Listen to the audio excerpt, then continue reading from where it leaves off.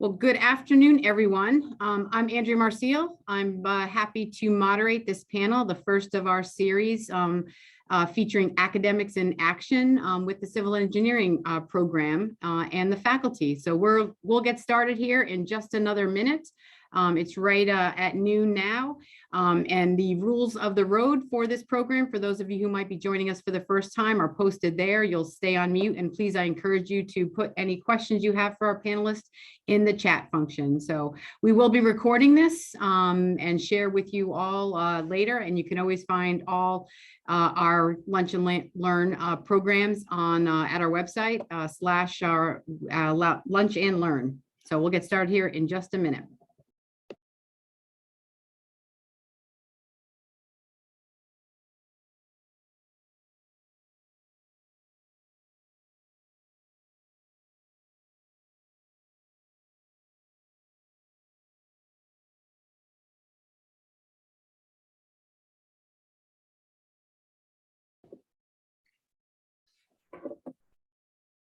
All right, well, good afternoon. We'll jump into the program here. So I'm so pleased to be featuring the civil engineering program and the current faculty there. It is near and dear to my heart, as the panelists know, since I graduated as a civil engineer in 1989. And I'm just fascinated and happy to be able to moderate this panel and share a little bit about the current state of the program. So with us today, our panelists include Dr. Tarhini, who's the section chief and program chair for the Civil and Environmental Engineering Department. We also have Captain Karina Fleischman, Dr. David Mazurek, and Commander Brian Maggi, who will share their experience and their roles in the civil engineering program. So we're also thrilled that Doc Zelmanowicz, who is a civil engineer and still teaches on the faculty, now serves as the inaugural dean of the School of Engineering and Cyber Systems. So, but we'll hear from her at another time. So we'll jump right in. And Dr. Tarhini, can you tell us a little bit about the current state of the civil engineering program? Yes, good afternoon. Welcome, everybody. I'm humbled and very pleased to be part of this awesome team in civil and environmental engineering. What we do here is carry on the torch of graduating civil engineers from an accredited program. So the next slide will show the, we have Doc Bugs and Doc Howard Dunn. Some of you might remember them. They are some of the originals who started the program in the 70s. Civil engineering has been definitely changing with times, and we try to keep up with what is the latest technology, and then prepare students for to serve in the Coast Guard and beyond. So the next slide will show the typical civil engineering, different subfields, and somebody will be saying something about the different programs. We try to meet the 3 program educational objectives as part of the ABET requirement, and that is to prepare students to serve the Coast Guard in a variety of civil engineering opportunities. Try to provide the expertise. They can choose civil engineering or some other sub-disciplines in engineering. Some they go on and do something else. We also prepare them for civil engineering graduate program, as well as preparing them for become a licensed professional engineers. What we have been noticing in the last few years is if we are in the 30, if we can graduate about 30 students to 35, we are very healthy. Right now, we are in the 20 to 21 range. And the idea is to try to attract more students into the program, and which is something, it goes into cycles. Right now, we are on the low end, but very soon we are on the upswing. For example, the class of 2026, we have 35 students. One of the things we try to accomplish in the lower table is to show we encourage all of our graduates to take the FE exam and then prepare them to become professional engineers. This year we had 100% participation, 95% passed, and then we have one more who is about to retake the test. Eventually they will pass, and then have them ready to sit for the PE license in 4 years. The next one would be the different portions of the curriculum. So Captain Fleischman, can you talk a little bit about the sub-disciplines? I know it's much more complex and integrated than it has been in the past. I'm sure all our civil engineer alums are interested in how your sub-disciplines work. Absolutely, thank you. We have on the screen there, it shows 5 sub-disciplines. We, by ABET requirements, are required to go too deep in our sub-disciplines. So our ABET sub-disciplines, we just added transportation this year. Our ABET sub-disciplines are structural engineering, environmental engineering, geotechnical engineering, and construction project management. And so the students will have, over the course of study, 2 courses, minimum of 2 courses in each of these sub-disciplines. Then they have a chance during their second class year, some of them an additional chance during their first class year, depending on validations as they enter, have a chance for an elective course. And this elective course will allow them to go even deeper into one of these sub-disciplines. And then in our capstone project that Commander Maggi will talk about here in a little bit, they have a chance to 100% of the time they're involved in construction project management for the capstone. And then they're pulling in at least 1, if not 2 or 3 of the other sub-disciplines and looking at those, looking at how those different sub-disciplines work together in the Coast Guard, specifically on the projects. The transportation, as I mentioned, is a new course. We did do some revisions of the curriculum, a new core curriculum. We've had 1 class complete all 4 years of the new core curriculum. This class of 2020 will be the 2nd class that has the full experience of the new core. What the new core is we don't have statics for everybody anymore. Only engineers are required to take statics. And that also has allowed us to not take some other courses across the academy, which means that we have the opportunity to add courses like a transportation engineering course that is that we were for years were realizing that was useful for our students. Oh, yeah, so these are just different slides showing the different aspects of environmental engineering. Again, they have 2 classes. They go too deep in environmental engineering. The images there, the one on the left, the water quality image is students performing one of the water quality labs. We had a really unique instance with COVID where we actually got to test the sewage on Eagle, and that's the picture you see there on the far right. We actually tested the sewage for COVID to see if we could track and tell when sewage was, when COVID was going to spike on the cutter.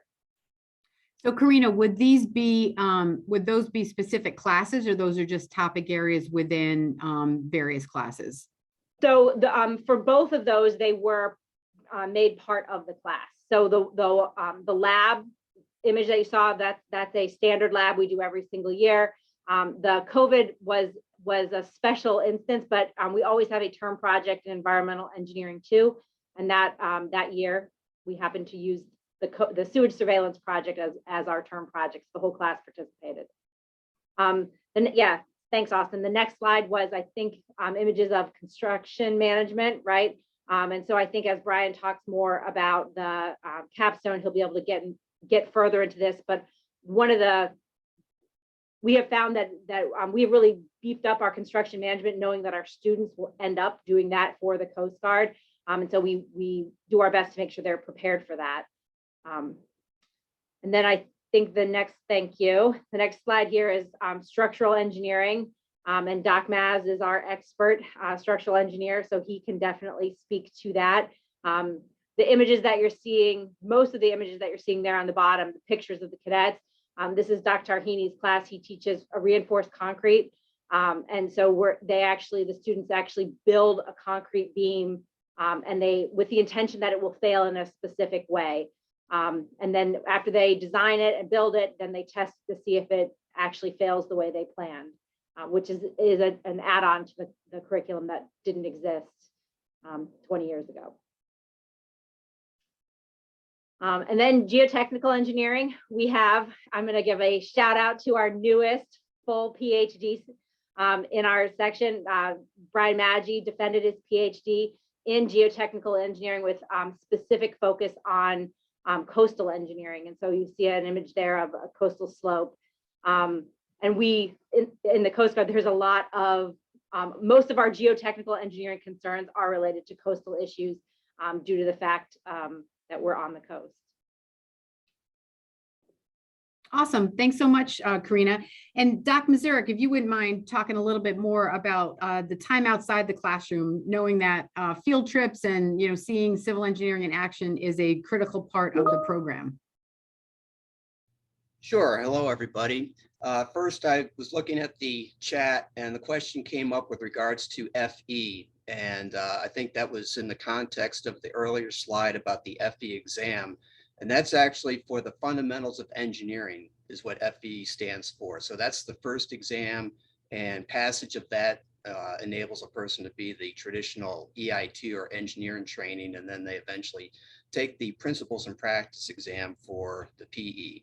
So, but that's what the FE is. If we want to go to the next slide, talk a little bit about field trips and so forth. We seek every opportunity to get the cadets out in the field to see civil engineering in action. We use opportunities when they exist right here at the Coast Guard Academy for field trips, and an example of that is most recently the construction work for the Maritime Center of Excellence. We also have routinely take them on field trips to places such as Boston and New York City area. In fact, since 1991, we've been involved with the Moles Tunneling Organization, which is based in New York City.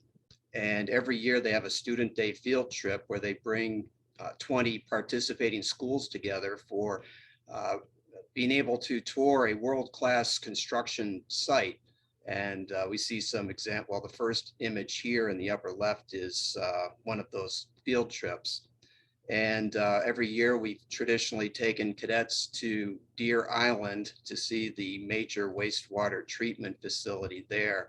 And we can jump to the next slide too, which is more examples of field trips.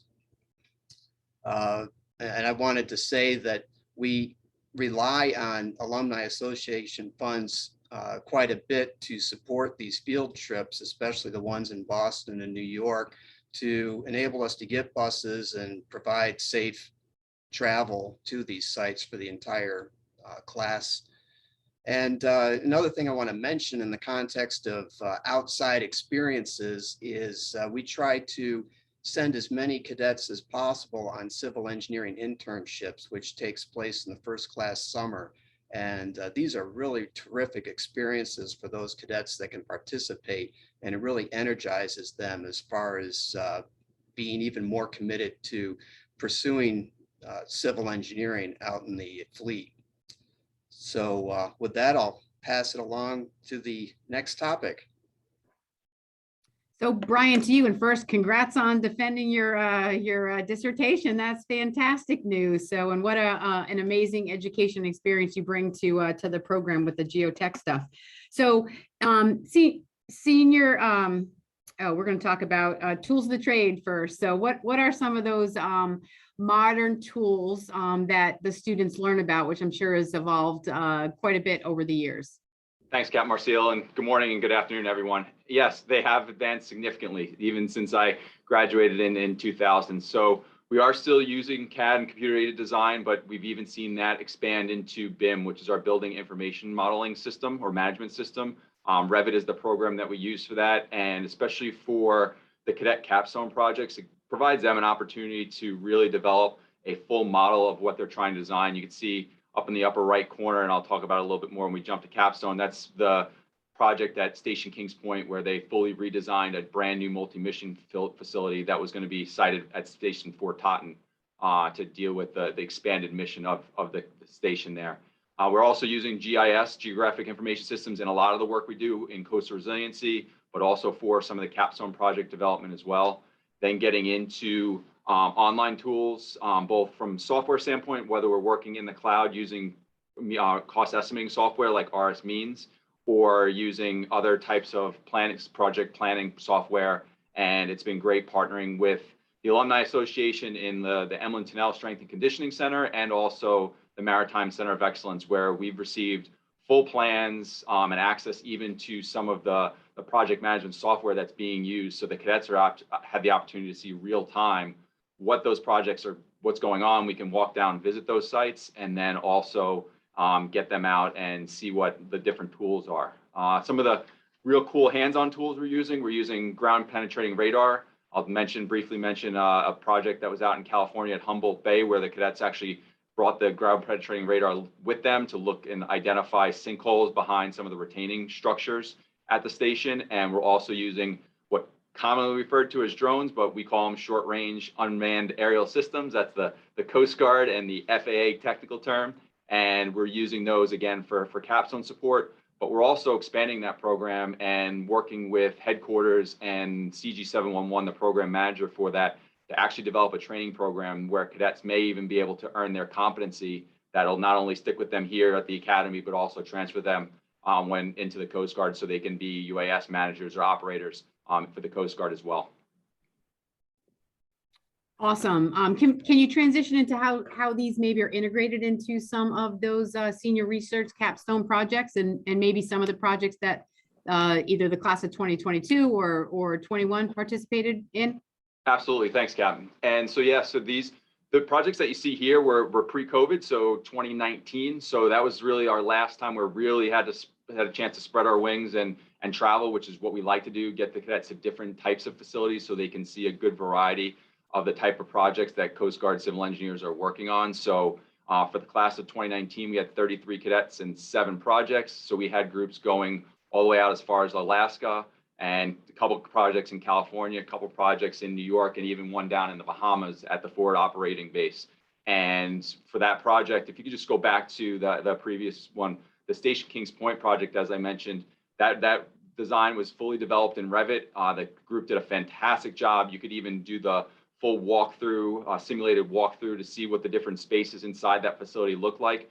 But what was really cool is that facility meets Coast Guard specs. So they took the civil engineering, really the SILC, the Short Infrastructure Logistics Center, developed configuration standards and identified what the requirements were for the boats allocated to that facility, and obviously the personnel allocated to that facility, to truly provide the mission-ready design for that station, where the current station at Kings Point doesn't meet that. And so that's what you see there. So it really provided a good idea of what that would look like. And then on the right, the project Captain Fleischman I had an opportunity to work on at Station Eden's Neck. They've had significant erosion. So the group that we worked with, we were able to go out on site with an RTK DGPS survey equipment, and also an unmanned aerial system, a drone, to fully survey that site and show what the regression of that dune looks like, and compare it, and just show how imminent that impact is going to be on the Coast Guard housing there and the systems that support that housing at that site. Going on to this year, we have 21 cadets. If you go to the next slide, please. We have 21 cadets in the class of 2022. So we had 5 projects, kept them a little bit closer to home just because we weren't sure what the impact of COVID would be. But one of our signature projects was the Coast Guard yard project that you see here, where they're actually looking to expand the dry dock capabilities to support dry docking for the national security cutters and the OPCs. And so you can see here what they basically looked at. The blue dots on the left-hand side of that image there are where the existing ship lift is located, but they would need to obviously expand that to support those larger cutters and the displacement of those cutters. But then on the right-hand side, you can see where they've fully expanded the land-based transfer area. And that provides the new lift system with the carts that are provided with that. It can actually transfer the ships laterally as well, not just forward and back, forward and aft, as you would see in the normal configuration or the existing configuration at the yard. So it really expands the capabilities to bring more ships in, but also to have a more efficient productivity of that yard system. And again, you can see this, the other 4 projects that we worked on. Station Portsmouth Harbor did a fantastic job on their boathouse replacement design. That's a project that I think I did the problem statement for when I was at CEU Providence, and it's finally getting some traction now. So it's nice to see some of those things come together. Thanks so much, Brian. Can you maybe talk a little bit about the process? I mean, how you balance, obviously, geography and certainly COVID kind of largely impacted that. Though, how do you balance you know, the Coast Guard needs versus the student interest in coming up with these, you know, 4 or 5 different senior capstone projects? Sure, absolutely, Kevin. Thanks. So we reach out to Silk, then to the CEUs throughout the country, the civil engineering units throughout the country. We include the Facilities Design and Construction Center in that discussion as well, and also the facility engineers at the larger bases. And they give us a list of projects that they anticipate. Usually it's the projects that haven't met current funding, but are pretty much right on what they anticipate for out year or future funding. And so really it's an opportunity for the cadets to develop the basic understanding, the background for that project, these projects, and where it then kind of gives a nice start to these projects to the different facilities, different units going forward. But the challenge is funding. And so Silk has been very supportive of us for these projects. Usually they provide a decent amount of money for Capstone travel, but the timing of the fiscal year doesn't work out real well with the timing of these projects. And so we've gotten a little bit creative using some of the non-appropriated endowment or alumni association funds to support some short-term travel or kind of bridge some of those, but it's been challenging because the goal is really we're the only engineering program at this point that we're just transitioning to a full year capstone experience. And with the fiscal year ending in September and starting in October, we really want to get the cadets traveling at that as early as possible in that fall semester. And that's really where the challenge is right now. And we're still trying to figure out what the best solution is for that.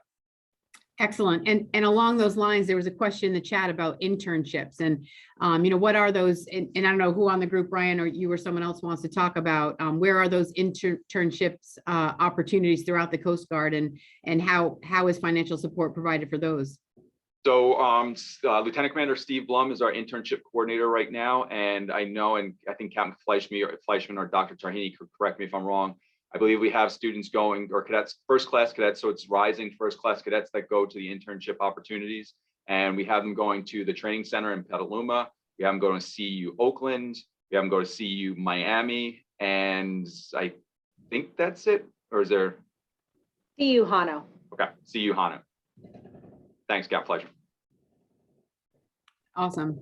And one other question about how much of cadet designs actually make it into the final facility design. So maybe your station, maybe the station Kings Point example would be a good thing. So how much of the cadet work is actually considered and used by the Coast Guard? Captain, you picked the right one. It's pretty awesome right now. The assistant FE that's down at Sector New York, she was on that project team, and she came back just this semester to pick up her course binder and all the files that they worked on, because they're actually working on that project, the development of that project to relocate Station Kings Point for all of the reasons the cadets identified, and really looking at Fort Totten, which is in that area, to expand the station there. So great example. Usually I'd say it's one project a year that I hear from a previous stakeholder to ask for some project design or project information for them to apply towards a future Coast Guard project. I have another example. Maybe right before I started at the Alumni Center, a civil engineering team looked at our building and looked at the design and, you know, what were some of the gaps in it and where might we not be following the code, et cetera. And we just pulled that out because we're going to do a retro commissioning on the building. The building's almost 20 years old. And we handed over that project to the company doing it because it does have a lot of those baseline work that was done because we don't have all the drawings and things for the building. So we put it to good use too. So another good example. So Dr. Tarhini, we spoke recently in conjunction with celebrating 50 years of civil engineering about, the need both for financial support through an endowment, but also a way to potentially honor both Doc Boggs and Doc Dunn. So can you talk a little bit about that effort and maybe what some of those areas of need are? Yes, thank you.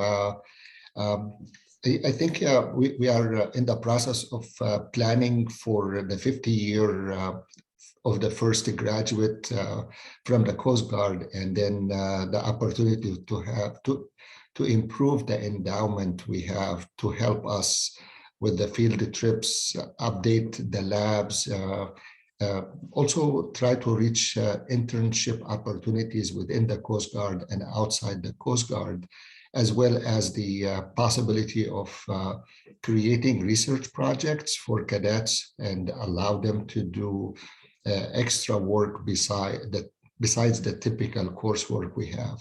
On top of that, the endowment can allow us to help faculty develop in this upcoming area, which we know it's coming in the next 5 to 10 years. Right now, we are in somewhat okay shape, where the government is providing us the funding, but just in the future, the funding may not be there. And this is the opportunity to have the CE, Civil and Environmental Engineering Endowment, help us to continue our mission in providing all of those hands-on mentoring, leadership, and so on to the future civil engineers in the Coast Guard and outside the Coast Guard. So we had another question, Dr. Tarhini, about your current faculty. Can you talk about numbers and what your faculty supporting your department is comprised of? Who are those people? Well, we are, let's see, we are 4 on the panel. Doc Z is the, as we transition from sections to departments and from department to the School of Engineering and Cyber Systems, that is going to make a lot of changes in the program. And that is try to diverse the faculty. So the ones missing, we have 3 rotating military, and Doc Jackson is not on the panel.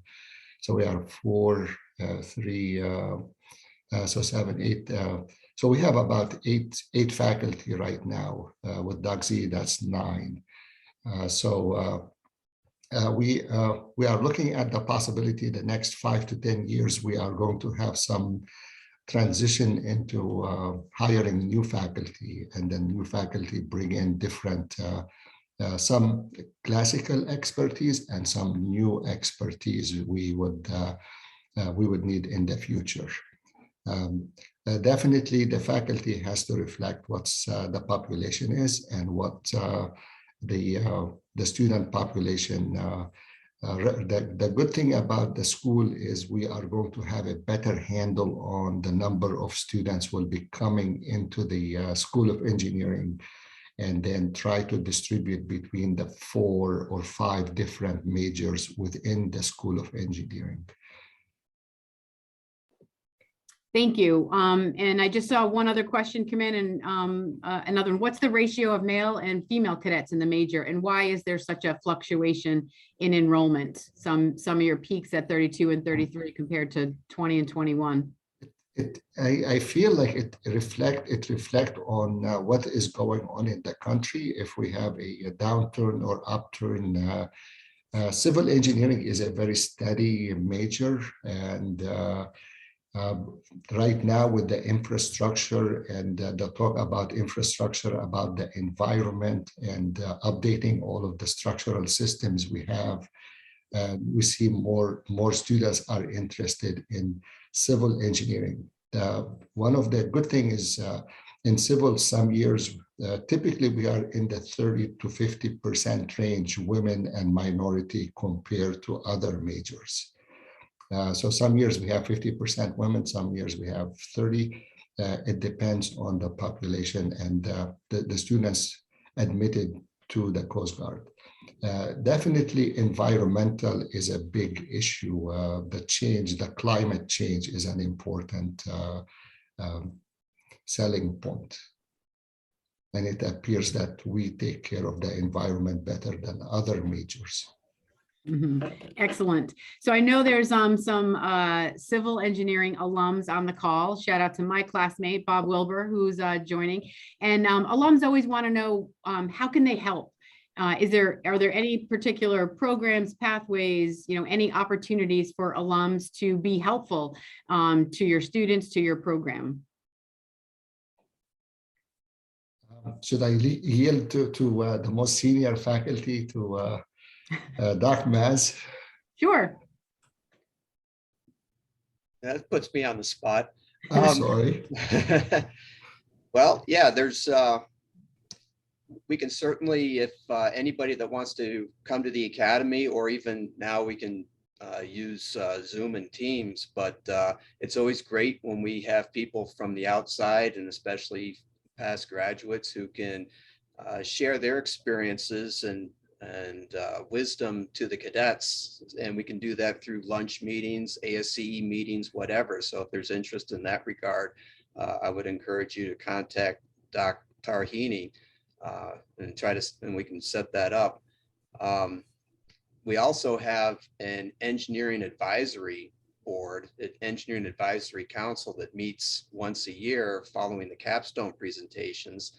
And we're always looking for people that might be interested in participating in that. So again, if you have interest in serving on our advisory board, then contact Dr. Tarhini. So there's a couple things that come to my mind. Anybody else have anything? Definitely sharing your ideas is important. What's going on of today, and then what you see in the next 10 years. That's important. What we are also, we have to watch out for or balance what's going on with the accreditation. We cannot lose accreditation. We keep an eye what's needed in the Coast Guard, plus keeping an eye on what do we need to meet the accreditation to keep our program accredited. And to do that, we have to be modern. We have to keep up with the times. And unfortunately, that takes energy and money. Right. And I'm allowed to say to financially support the civil engineering enrichment program, and to all those CE alums on the call, look for an appeal to go out about the Doc Dunn and Boggs endowment in the near future. So hopefully we can join together to help celebrate and commemorate the 50 years. So last question, Karina, I'll give this one to you about the career paths for civil engineers. I think it's probably a lot different than when we were, where if you were an engineer, they tried to push you to go to engineering training or student engineer. So what might that first afloat be for your civils, or in their second or third tour as they graduate? Thank you very much for the question. Right, so first tour is still operational. So typically that means aboard a cutter. If a student, we do now have students who go directly to flight school. In the class that's graduating this year, we have one student who's going to flight school. He is not going to be in the civil program. He will do the flight path. We have, I believe, one student who's going to a sector. Likely, once those students get trained at the sector, they're in that career path. We do have some examples of where first tour sector graduates come back into or switch programs.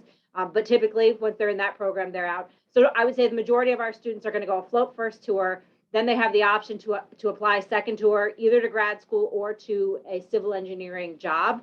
Some students go afloat multiple times and then apply to grad school, or then apply for a civil engineering unit or FD&CC.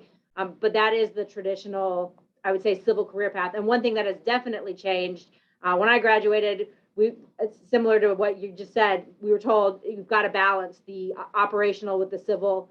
And that is not the case anymore. Students who enter the civil path can stay the civil path. they may not go beyond commander or captain, but if they're aware, but they can do an entire Coast Guard career in the civil community. Awesome, thank you. And thank you to all our guests who joined us, and thank you to you, CEE department, for making time to get our first academics in action on the books. And we will be sending this recording out to everyone who participated, and it'll be on our landing page. So look out for our next Lunch and Learn series. Typically happen at Tuesdays at noon. So thank you to the CE department faculty, and everyone have a great day. Thank you.